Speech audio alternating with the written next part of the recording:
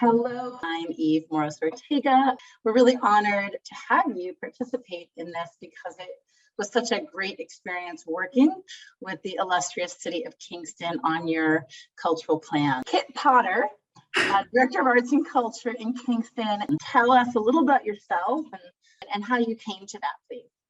Well, I am the new Arts and Cultural Affairs Director. I've been here since January 4th. My predecessor had departed in the summer of last year after working very closely with you and the Kingston Arts Commission and the community to develop this incredible master plan that I am now charged with leading the implementation with. I consulted for multiple organizations up and down the East Coast and helping them to re-envision themselves, reinvent themselves during COVID, and actually take another look at how they operate. Is that we as festival and event organizers and leaders, concert halls, myself as a vocalist, if you couldn't come to our party, oh gee, I guess you missed it unless we videotape it. So during COVID, we learned that how important recording video or audio was.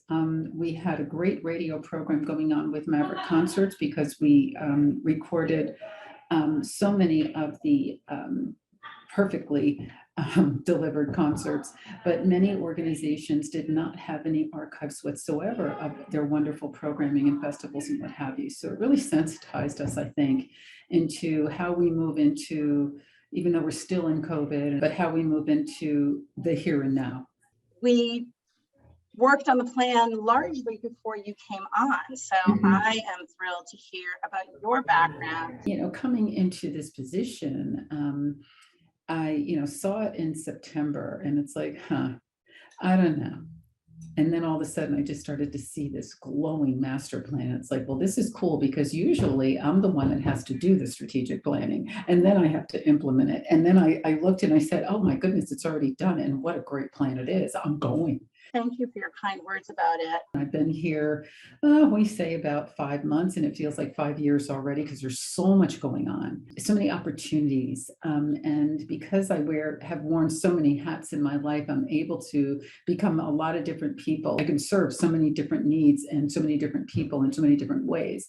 So it's been an amazing experience. And I'm very, very glad to be working with the Kingston Arts Commission. The members are so involved in the community, but the way that they serve, like my chair, Maria Lena Ferrell-Harrington, she does immigrant mourning. She's an artist herself. She just graduated with her MFA. I feel about what she knows about the culture and the practices and the culture and the cuisine and everything of those undocumented and unknown people.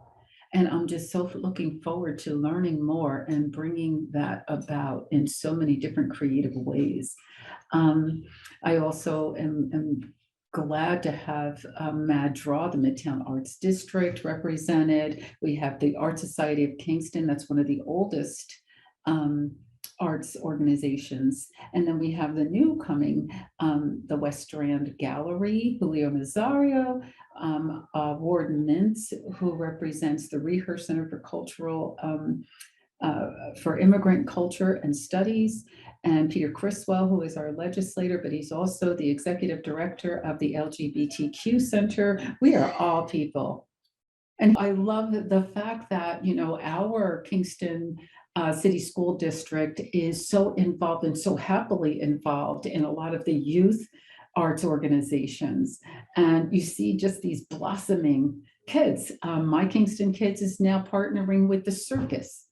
So these kids are going to become aerial artists and what have you. It's just exploding. I can't talk enough about how happy I am to be here. Wow. I'm curious, as you now are, it sounds like so successfully implementing it, what were the key learnings, do you think, and why are those so important?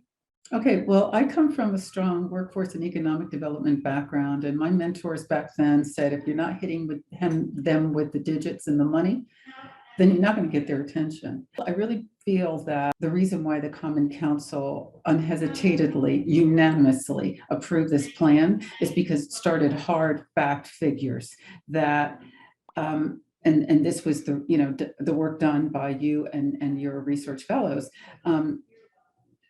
making sure that we documented that the creatives collectively, the individuals, the businesses, the organizations, together reinvested 167 million back into the Kingston economy. Now, you start out with something like that, you get everybody's attention. But then once the study started, more and more people were getting involved and lending input, because you started out with the numbers. You started out saying that the arts employ 1,600 people in the city of Kingston. You started with these data.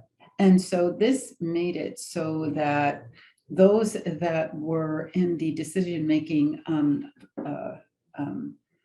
positions needed to take a hard look at reinvesting in the arts. It was easy to do. Also, in looking at the needs, like really digging in and going there with the needs assessment, the need for a calendar so we can keep up with ourselves. The city needs to keep up with it. The DPW, fire, police, but also to advance the arts and to help them survive. Because when you're talking 1,600 jobs, that means that they need to stay afloat. And a lot of these organizations that are hiring these people are brand new.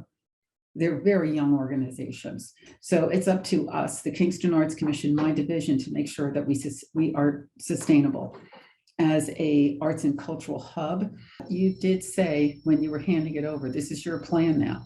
And you're going to find things and you're going to hear things as you implement the plan that probably need to be added. And a couple of things glared at me altogether. Like we know that it's important, especially in an economy like this, where people are still hurting. People are still, wondering how they're going to hustle, because now we have giggers after COVID, with so many businesses that are slowly reopening, but we have people who are gigging and hustling, how we're going to pay our rent, how we're going to pay for our food, how we're going to make life decisions at the gas station. This is back now, from the economy that we had in, say, 2009, 8. And, so I looked at it as I'm coming in and as the trends are quickly changing, that we need to add access to affordable healthcare and access to affordable transportation, not only for the creatives, but for the whole. One of the things that my office does is movies and music in the park. And this will be our first comeback year for that since 19. And I'm just hoping it doesn't rain, because these children and families deserve a good summer all over the nation. They just deserve it. I mean, my goodness, I don't know what it was like to be a little kid in the last couple of years, but I can't imagine it was much fun. So we have a brilliant a lineup for this summer. And I'm just so excited that it is, indeed, it was included in the master plan, that we, continue.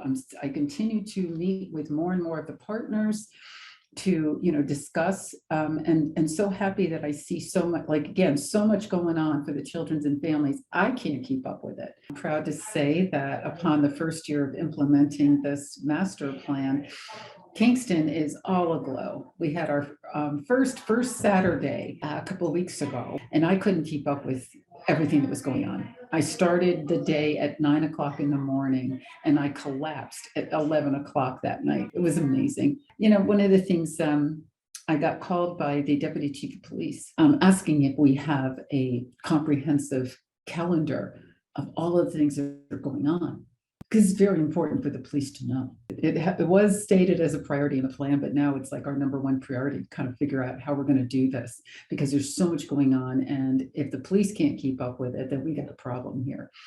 And I really worry about our individual creatives and how we're going to help them, and how we're going. We always heard that word starving artists, but that takes another meaning now. So these are definitely my priorities, and I'm glad to say that it is also the priority for the city to focus on assisting individual artists, and also to make sure that our existing events and festivals, free for all, will thrive. It sounds excitingly overwhelming given how much you have going on. it also seemed as though, or what we witnessed was a real sense of community buy-in and pitching in. And, you are definitely not alone. Thank you so much for joining us on Culture Break.